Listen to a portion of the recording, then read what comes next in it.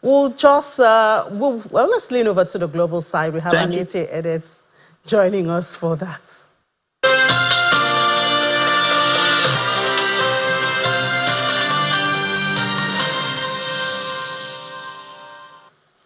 It's another week in the month of June, and the month is gradually, it's in the half, the 15th of June. So let's start first with the global expectation starting from Monday, June the 15th.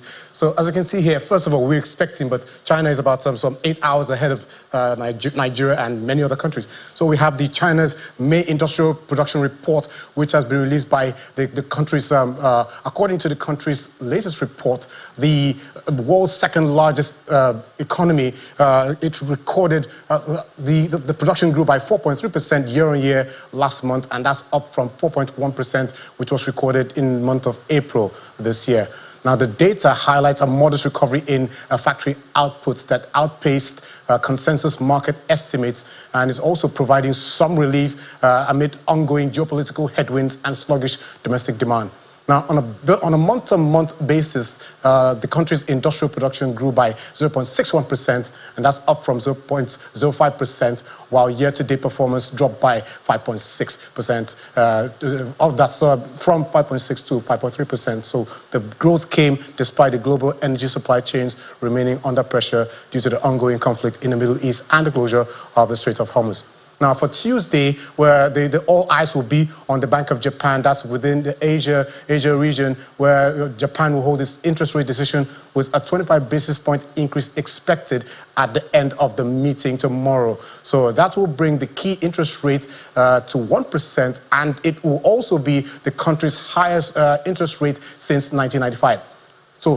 So let's move to Wednesday, where later this week, where all eyes will be on the U.S. Federal Reserve's new chairman, Kevin Warsh, who is the #1 central bank chairman. So this coming out in his first interest rate decision meeting, which follows the exit of former Fed Chair Jerome Powell, whose 8-year tenure expired last month. So markets are expecting a hold stance by the U.S. Federal Reserve. Then on the same day, we're going to have the U.S. retail sales report for May, and that will be released and is expected to show a 0.6% month-on-month rise.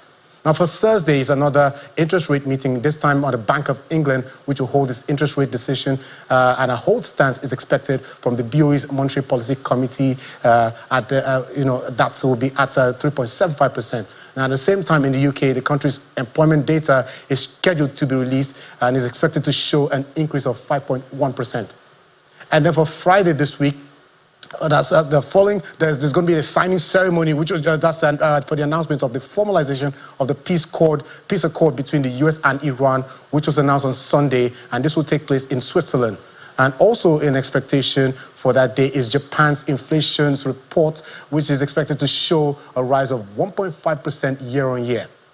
So that's global expectations. Now let's turn over to the news aspect of the global scene. Now, world leaders have welcomed the U.S.-Iran agreement on Sunday to bring an immediate and permanent end to nearly 4 months Middle East conflict, with a signing ceremony set for Friday in Switzerland. We just mentioned that, and that's expected to open 60 days of additional talks on Iran's nuclear program. Now, in a joint statement after the agreement was announced, the UK, France, and Germany and Italy commended it as a moment of opportunity to restore regional stability and stabilize the global economy, adding that they were prepared to lift relevant sanctions in response to clear and verifiable steps taken by Iran regarding its nuclear program. Now, the group, known as the E4, also called for the agreement to be implemented rapidly and comprehensively. So now, meanwhile, in response to this agreement by the U.S. and Iran, grain and vegetable oil futures have declined on expectation that a potential reopening of the Strait of Hormuz would improve access to vital crop inputs, and that's helping to ease the threat of food inflation brought by the months-long war in the Middle East. Now, industry sources say wheat prices in Chicago fell as much as 1.2% before trading at $5.91 a bushel at 12:30 p.m. Singapore time. At the same time, the price of corn dropped 0.7% to $4.373 a bushel. Soybean oil fell 1.1% to $68.89 per pound, while palm oil in Kuala Lumpur, that's Malaysia's capital, was unchanged at 4,475 for the country's currency a ton at midday. Now, the United Nations Food and Agriculture Program, that's the FAO, has warned in May that a severe global food crisis could set in within 6 to 12 months due to the Strait of Hormuz's closure.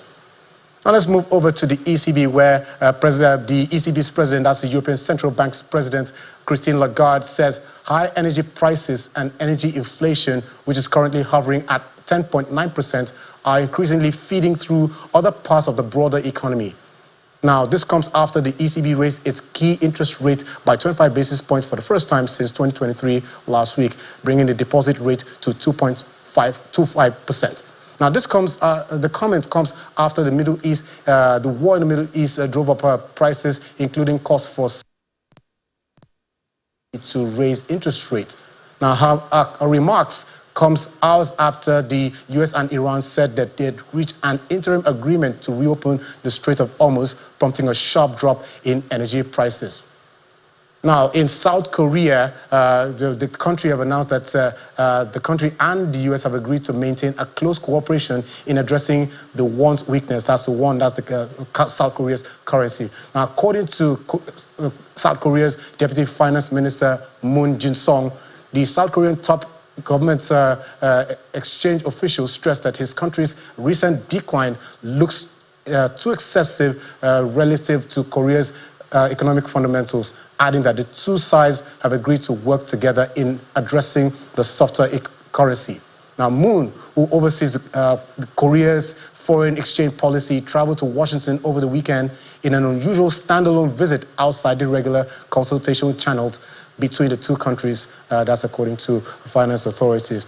Now, the country's currency has rebounded to a 2-week high today, aided by improved risk sentiment after a U.S.-Iran interim deal and signs of closer U.S. and Korea coordination. Now let's move over to Australia, where the Reserve Bank has kicked off its latest meeting on monetary policy today, with markets once again fixated on the fate of near-term interest rates. Now, ahead of its interest rate decision, which is expected later this week, economists expect that the RBA would hold its key interest rate at 4.35%, and that will be the first time after a series of rate hikes at its first 3 meetings this year. Now, investors will focus on whether Governor Michelle Bullock signals some comfort at the current rate or keeps the door open to further moves to counter stubborn price pressures. Now, let's talk about U.S. President Donald Trump. He says that the country, France, must scrap a 3% textiles tax or face a 100% tariff on U.S. imports of his wine and champagne. The president issued a threat ahead of this week's G7 summit in Evian-les-Bains in France. Now, it's not the first time that Trump has targeted France's wine industry with retaliatory measures. In 2019 and January this year, the U.S. raised the possibility of imposing hefty charges on tech imports, including wine, in response to the then new levy, which is said was discriminatory against U.S. companies, and also tried to force President Emmanuel Macron to join his Board of Peace initiative. Now, exports to the U.S. make up about 1/5 of the French wine industry's total global sales at about $2.2 billion annually. And finally, on global news, UK Prime Minister Keir Starmer says Britain will ban its 16, those who are children aged around 16 and lesser, from using a range of social media apps, calling it a big moment for the country.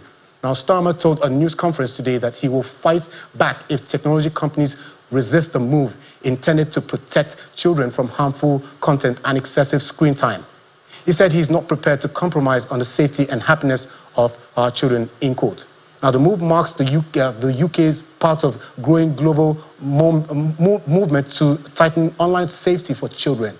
Australia, Canada, Brazil, and Indonesia have already introduced legislation or announced age-based restrictions or requirements for children's access to social media. Now, France, Spain, Denmark, Thailand, and South Korea are among others studying or developing similar approaches. As global news and global expectations for this week, I'll see you again.